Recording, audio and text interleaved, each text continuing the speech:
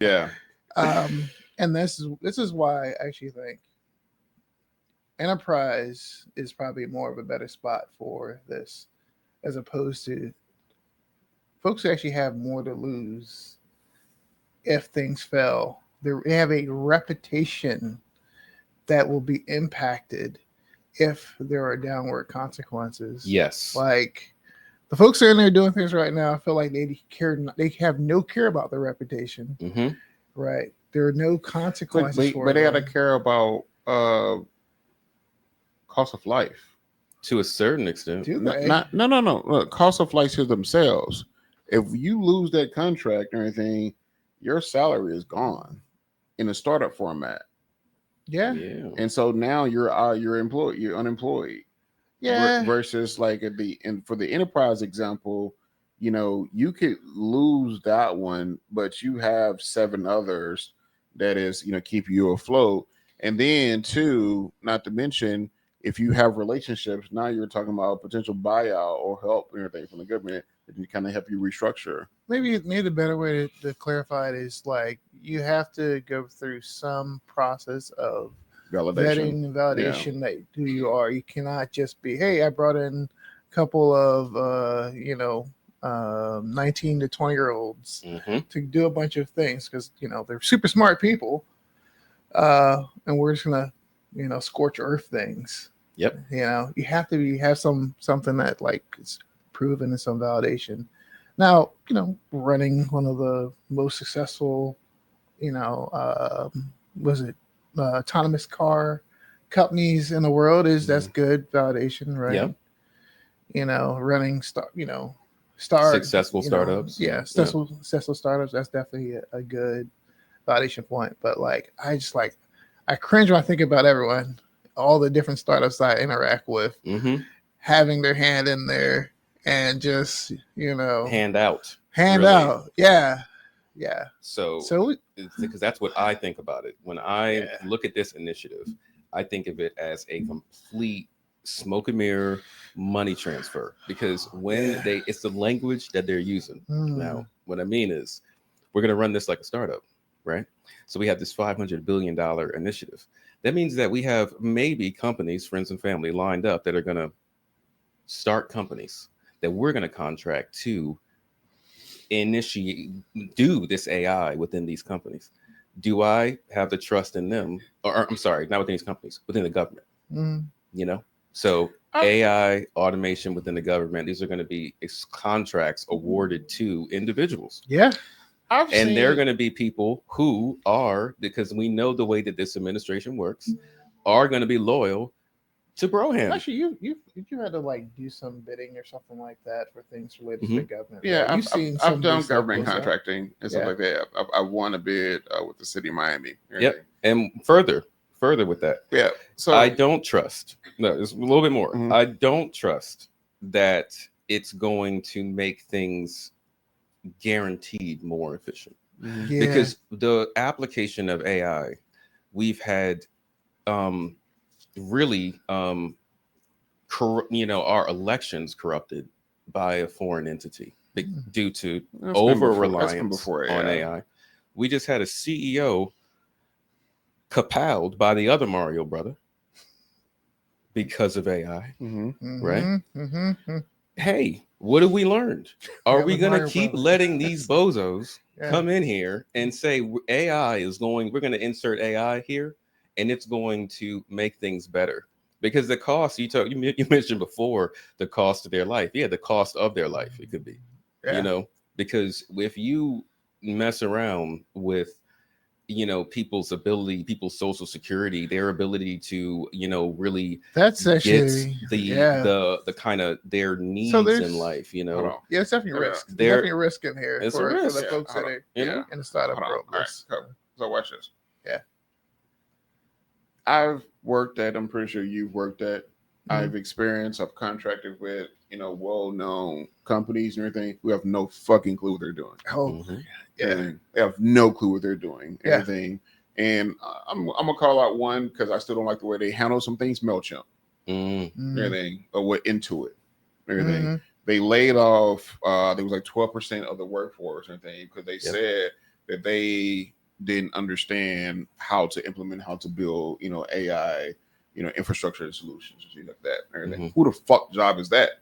That's your job to train them. Everything. Everybody's figuring this out in real time. Everybody's figuring this out and everything. And I had the privilege of being or listening to one of their calls, and I heard leadership talking about how they're going to go. They have no fucking clue what they're talking about. But you want to impact people's world because you don't get it and you expect them to get it and everything, but you don't want to invest back into and training your own people. But in the same ideal, you want to go win that fucking contract. Yeah. Everything. It is both and. It is enterprises that's gonna fuck it up. There's startups that's gonna fuck it up and everything. My problem is when the enterprise is in, you don't want to take accountability. You want to point the finger at the people below and everything. But I hear the conversations. I've heard conversations you on the panel. I've seen the way you even write your news and everything. You don't know fucking clue what you're talking about.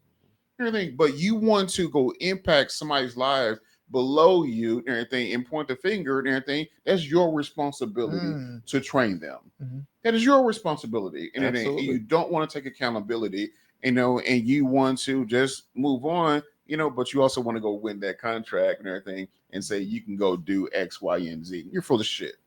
Everything. But in the same aspect, it also can be a startup too as well. Yeah. And I think it's a both and I think my larger problem, because startups definitely have a capability to figure it out, but they also have a capability to fail to as well. My larger problem with some of that is when these companies start to make decisions, do these things and everything, and then you fuckers want to come in and ask for a buyout because you made wrong decisions. Are we still talking about the government here? I'm using those as examples of enterprises, industries, and everything. How they keep doing this. Yeah. Another example, it's like the airline industry. You did 3 rounds of layoffs, and then you come out and say nobody wants to work. What the fuck are you talking about? You will never people really have no long-term memory. You know what I mean? They assume that we don't. Yeah. With the way that they will say things like that.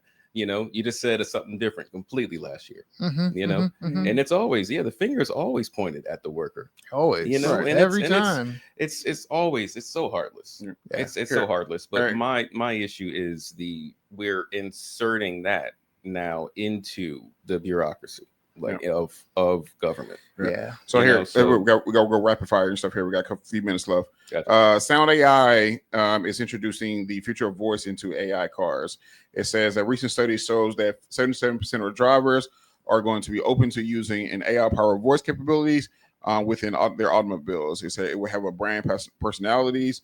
They will allow automakers to customize voice assistants to match their brand identity. Companies can create unique AI personas to enhance user engagements, for brand loyalty. Guys, what your thoughts right here with the voice and everything? Let's do a 30-second both each, and then we'll close out stuff here. All right, cool. I think that this is one of the examples of job creation through AI. The work of making an brand identifiable voice AI agent. I imagine BMWs is going to sound like James Bond. Mercedes is going to sound like, I don't know, maybe like, I'm thinking a woman. I'm thinking like Helen Mirren or something. I'm thinking Transformer because it's always breaking down. Anyway, I feel like Mr. T. Oh, GM's definitely Mr. T. Right? Yeah, definitely. I think this is interesting. I think the having a unique persona is going to be the same thing as having your unique infotainment system, right? They're going to be easy ways to identify that, hey, this is a Hyundai or something like that. I don't know. It feels more nuanced. I feel like this is a neat thing to add on top of something that they're building. Do you think there'll be specialists, people that specialize in doing that? I think so. I think there'll be someone specialized. What the voice is simplified though. So you're gonna need someone to maybe. I don't know. What do you need them for? What do you need? I don't know how to do this job. I don't know how they would even. I don't know how to start. And here's my thing. And we'll close out and stuff here. I think this is the area of fab. I think it's a level 1 application. Yeah, everything. Absolutely. It's basically you're giving the personality. I mean, Amazon already started doing this. They start putting Alexa in the cars. Mhm. Yeah. Everything. So basically, you're talking about voice control, turn on the AC, turn Yep. down the AC, Mhm. turn on the fan, play my favorite song, everything, and so like that. But the ability to go from voice to operation of the car, and everything. I don't trust nobody to figure it out outside of Tesla. Mhm. No, definitely not. Yeah. Uh-huh. No. All right. Yeah. So guys, man, welcome to season 2. Yeah. Man.